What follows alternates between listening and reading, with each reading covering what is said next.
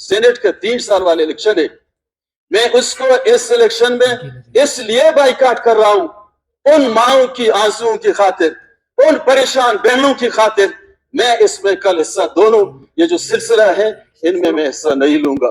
Thank you जनाब। लेकिन आज ग्वादर उसी जगह पे खड़ा है। आज ग्वादर के लोग 2 वक्त की रोटी से तरस रहे हैं। 16,000 मेगावाट बिजली का भी मंसूबा था। अफसोस के साथ कहना पड़ता है कि ग्वादर पे $1 अरब अपनी जगह $1 अरब रुपए भी खर्च नहीं। करारदाद है, शायद इस करारदाद को भी मैं सपोर्ट करूं। बलूचिस्तान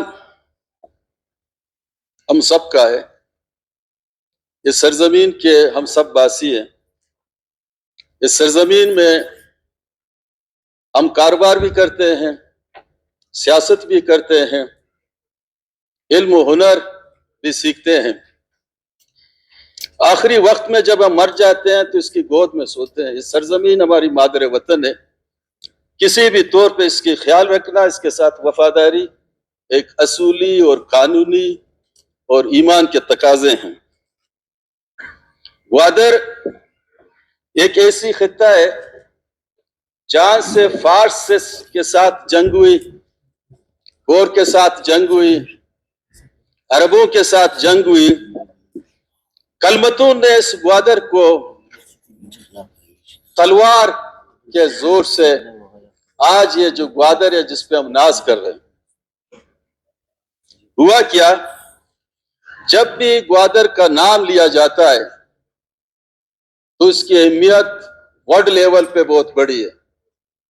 इस ग्वादर के तरक्की और खुशहाली की बातें जनरल ज़िया ने भी की, अयूब ने भी की, मुशर्रफ ने भी किया, और ये जमहूरी जो दौर चला, यूसुफ रजा गिलानी आए, नवाज शरीफ आया, शहबाज पिछली दफा आया था, खल भी आए थे, मोहतरमा शहीद बेनजीर की भी दौरे हुई। सब ने कहा कि इस ग्वादर को दुनिया की खूबसूरत जगह हम बनाएंगे। लेकिन आज ग्वादर उसी जगह पे खड़ा है। आज ग्वादर के लोग 2 वक्त की रोटी से तरस रहे हैं। आज ही ग्वादर के लोग तालीम से महरूम हैं। आज ही ग्वादर के लोग सेहत से महरूम हैं। 16,000 मेगावाट बिजली का भी मंसूबा था।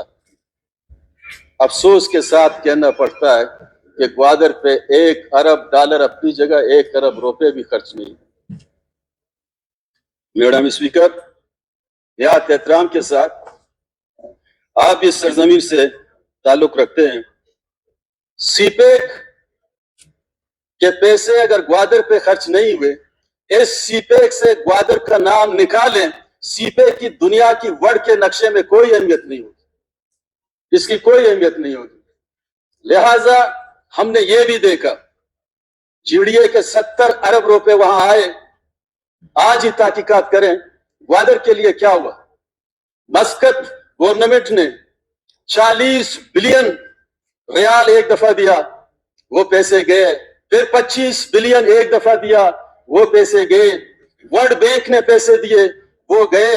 मुख्तलिफ मरकजी गवर्नमेंट ने मुख्तलिफ वक्तों में बड़े पैमाने पे पैसे दिए, वो पैसे गए। आज ग्वादर में सिर्फ ऐलानात होते हैं और अमल दरामद उस पर कुछ नहीं होती है। तो इस सिलसिले में हम जो देख रहे हैं, ग्वादर के अवाम के लिए सिर्फ ग्वादर एक बिजनेस सेंटर है उन ताकतवर कुव्वतों की खातिर जो उनके हाथ में लोग खेलते रहते हैं। हम समझते हैं कि ग्वादर के खुदारा इस ग्वादर के गरीब लोगों के लिए ये क्यों। आज पूरे मिडिल ईस्ट में समंदर का पानी साफ करके लोग इस्तेमाल कर रहे हैं, पूरे मिडिल ईस्ट में, दुबई, मस्कत, बहरीन, कुवैत, सारे इलाकों में। लेकिन आज उनको भी साफ पानी नहीं मिल रहा है।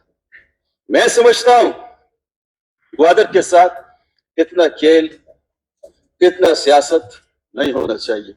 ग्वादर के लोग इस वक्त अपने जमीनों के मालिक नहीं है। जमीन जितने थे सारे बाकी ताकतवर लोगों ने लाट करके ग्वादर के जितने भी जमीन थे ये उनके पास है।